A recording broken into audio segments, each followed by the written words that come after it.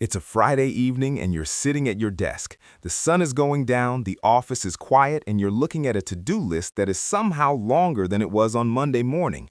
Your eyes are bloodshot from staring at spreadsheets, your Slack notifications are still chirping like caffeinated birds, and you have that heavy, sinking feeling in your chest. It's the feeling of being busy without being productive.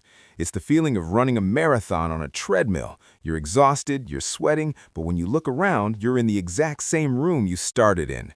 This is the founder's fog.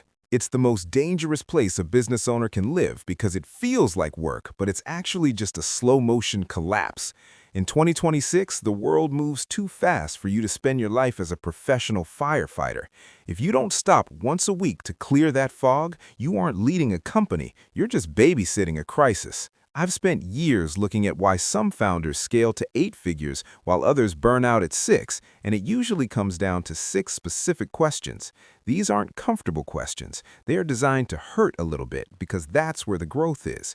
If you have the courage to ask yourself these 6 things every Sunday night, you will stop being the bottleneck and start being the architect. The first question you have to ask is, if my company posted my exact job description today, would I actually hire the person I was this week? This is the ultimate ego death question. Most founders think they are irreplaceable because they work the hardest, but hard work is a commodity. If you spent your entire week answering basic customer support emails, fixing minor website bugs, and arguing with a vendor over a $50 invoice, you didn't act like a CEO. You acted like a high-priced administrative assistant. If you saw a candidate's resume and it said they spent 80% of their time on $20 an hour tasks while being paid the founder's salary, you would laugh them out of the room. You have to realize that you are the most expensive employee in your building.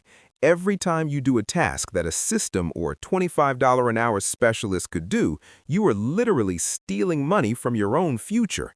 If you wouldn't hire yourself based on this week's performance, it's time to fire the operator inside you and start rehiring the visionary. Question number 2.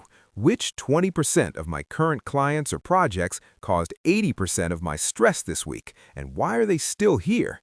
This is the Pareto principle applied to your sanity.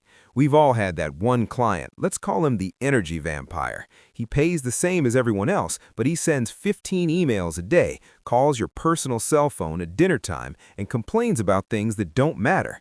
In the early days, you took those clients because you needed the cash, but in 2026, those clients are the primary reason you aren't scaling. They take up so much of your cognitive bandwidth that you don't have the energy to find the A-tier clients who actually respect your boundaries.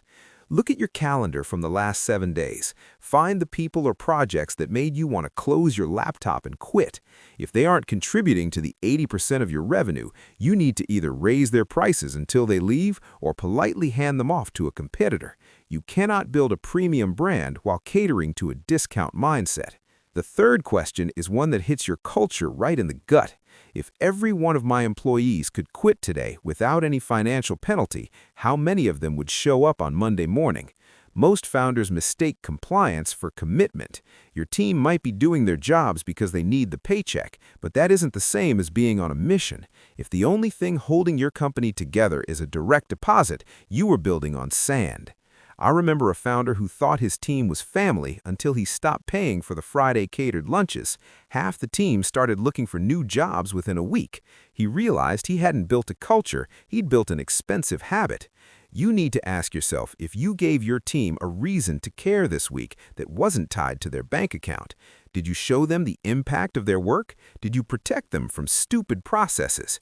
If the answer is no, you aren't a leader, you're just a paymaster. If you're listening to this and you're starting to realize that your business is currently a collection of fires and fragile relationships, if you're drowning in the doing and you've lost sight of the designing, you need a way out. Most founders stay stuck because they don't know where the leaks are. We want to help you find them. If you're ready to start fixing your business today, we've put together a free checklist that helps you audit your entire week in real time.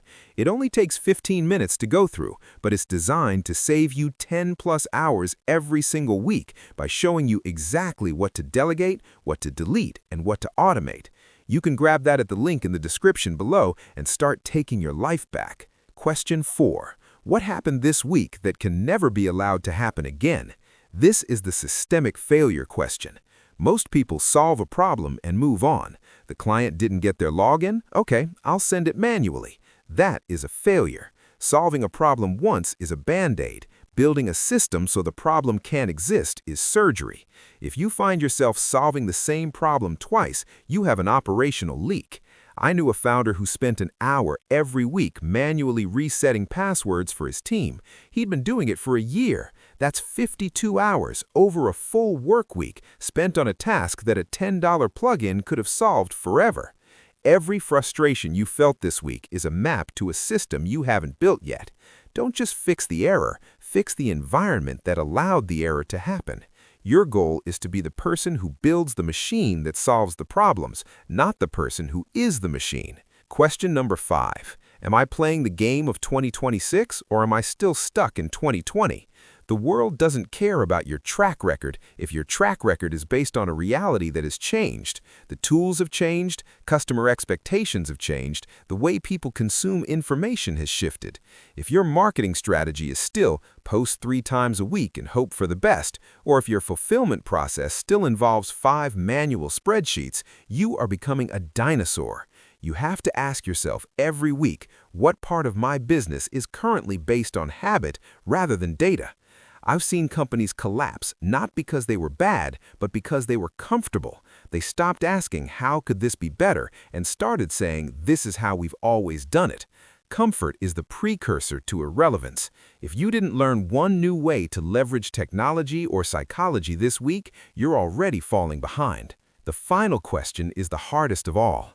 What is the one thing that only I can do for this business, and did I actually do it this week? In every company, there was a genius zone for the founder. It might be high-level partnership deals, it might be product vision, or it might be deep strategic thinking. Everything else, literally everything else, is a distraction. If you were the one doing the bookkeeping, the social media scheduling, and the basic sales calls, you are neglecting your genius zone. I once worked with a founder who was a world-class designer, but he spent 90% of his week managing HR disputes and checking his team's time logs. The business was stagnant because the genius was too busy being a manager.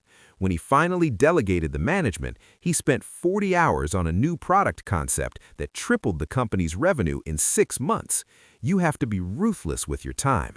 If you didn't spend at least 10 hours this week in your genius zone, you are the biggest bottleneck in your company's growth. These 6 questions are a mirror. They show you the parts of your leadership that are messy, the parts that are lazy, and the parts that are just plain wrong. But they also show you the path to freedom. A self-running business isn't a miracle, it's a math problem. It's what happens when you systematically remove the operator from the equation and replace it with architecture. Most founders are terrified of this because they think if they're not the hero, they're not needed. But the true hero isn't the one who saves the day every morning. It's the one who builds a world where the day doesn't need saving. If you're ready to move from being the hero to being the architect, and you want the complete self-running business system, we've built something for you. We've created what we believe is the best business course on the market, specifically designed to show you exactly how we build businesses that run entirely without us. This isn't just theory, it's the operational blueprint for freedom. You can sign up 100% free, no credit card required, and get instant access to the full course intro right now. The link is in the description, and it's also the very next video on your screen. The weight you're carrying right now isn't a requirement of being a founder, it's a choice. Every Sunday, you get to decide if you're going to be a laborer or a leader. You get to decide if you're going to build a cage or a vehicle. Stop looking at your to-do list and start looking at your design. The business you want is waiting for the leader you are capable of becoming. Don't just do more, be more. I want you to go to a quiet room, take a deep breath, and ask yourself that first question: would you hire yourself today? If the answer is no, don't beat yourself up. Just make sure the answer is yes next week, and I'll see you when you're in the course.